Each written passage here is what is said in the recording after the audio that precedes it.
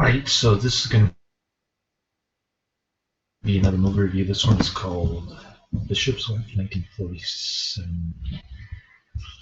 Starring Cary Grant, Loretta Young, David Niven, Gladys Cooper, and Elsa Lanchester. This is going to be a supposedly uplifting Christmas story similar to It's a Wonderful Life. I didn't really care for It's a Wonderful Life. And I especially didn't care for this movie. I'd much rather see Claude Rains or Lon Chaney playing the devil instead of Cary Grant's portrayal of the angel Dudley. I thought Cary Grant was conceited and patronizing in this one. I didn't think he was particularly charming or attractive for Loretta Young. Even the skating scene, you could tell that it was an obvious double, somebody with different height and facial features compared to Cary Grant. I think the double was shorter and had a different face, obviously. They did a poor job editing that part. The part with the harp was much more believable, but getting on to the story, Cary Grant plays this angel who prevents accidents from happening. Gee, I wish my second wife could do that. My son wouldn't have a scar on his forehead. But in any case, I digress.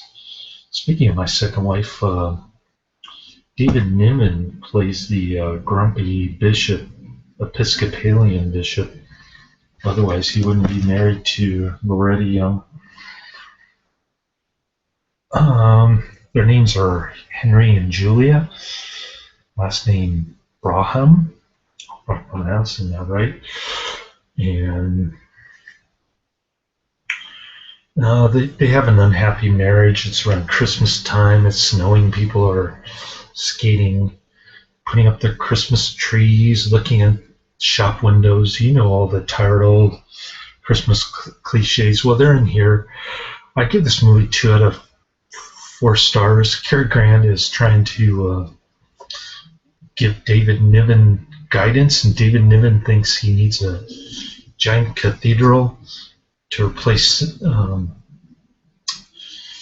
St. Timothy's, where he preaches.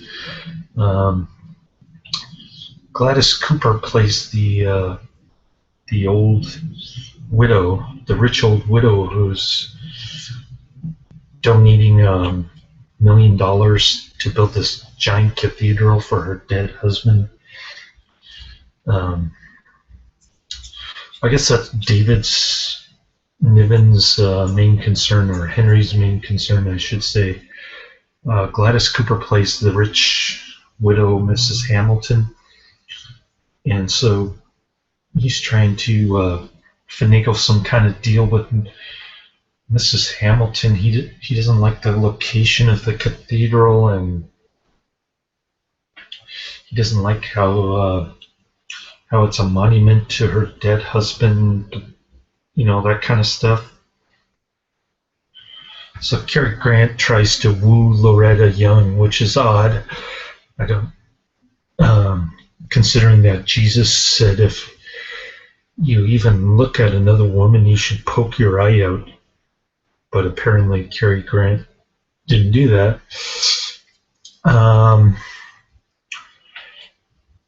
Yeah, strange behavior for a Episcopalian angels. Didn't quite jive with the Judeo-Christian themes. Although I did like the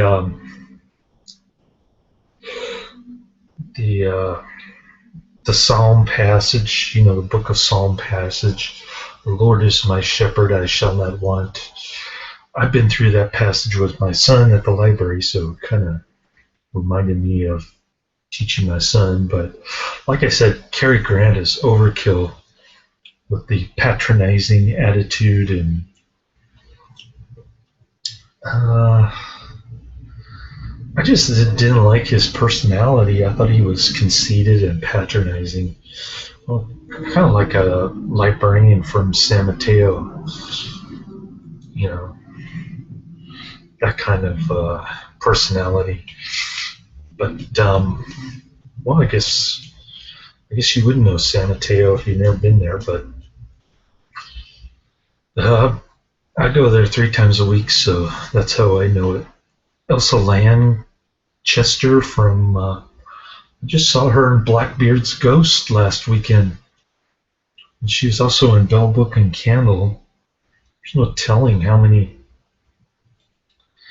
features she's been in. She probably played in, I want to say, Alfred Hitchcock Presents. It was kind of funny that I had 2 of her Netflix rentals at the same time. That was quite a coincidence. So this movie gets an average rating of 7.6, which is not great, but it's not as bad as I portrayed it. A lot of people on Netflix like it more than I do, but yeah, I just couldn't get into this movie. If I want to see an uplifting movie, I'll watch Beyond Tomorrow, or what's another good uplifting movie besides this one and It's a Wonderful Life. Trying to think. Can't think of another one, but Beyond Tomorrow is definitely better than this. And I don't know. I just couldn't get into it. I wanted to like it more, but I thought Cary Grant was annoying. And there's some atheist dude in here.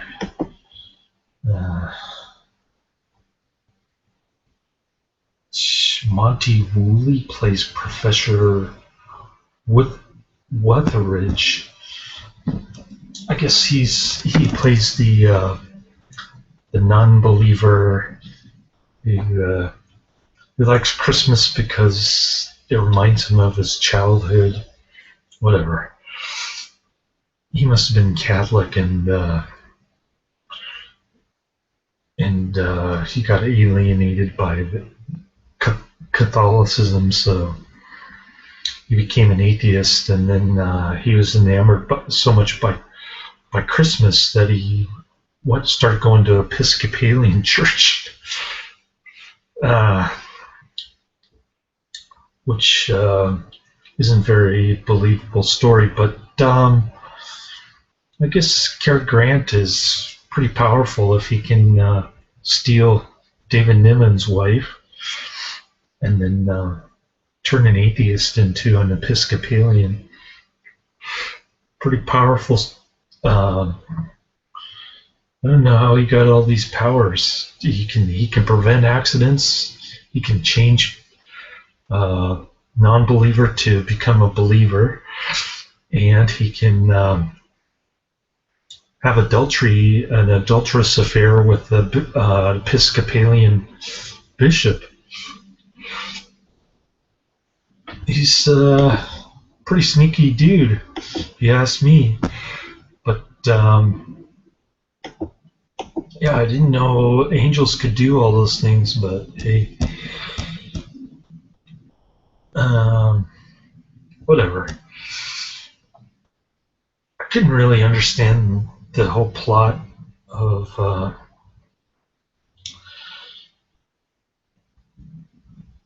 him trying to woo the bishop's wife in order to distract Henry from, building that cathedral for Mrs. Hamilton. But hey, if you could tell me the logic behind that,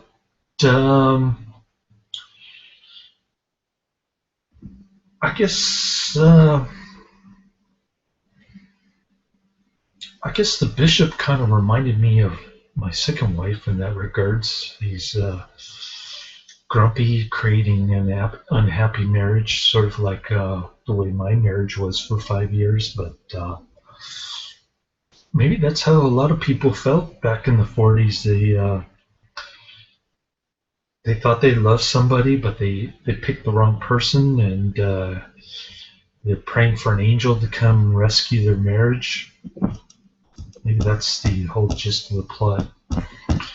It's all very confusing, but and I don't see how it ties in with Christmas. But it, on the one hand, Dudley says you shouldn't buy this materialistic cathedral. On the other hand, he says, well, you should buy kids all these Christmas gifts, which is more like a pagan thing. Santa Claus and running up credit card debt. When the economy was starting to recover from the Great Depression, I guess. Not really has anything to do with religion necessarily. It's more has to do with the American way of charging it on your credit card, or people in the United States that like to spend lots of money around Christmas time for no apparent reason other than instant gratification, or getting a ugly sweater, whichever the case may be. But in any case, I don't really particularly care for this movie. I don't know. I guess I'm not a big fan of Christmas movies in general. But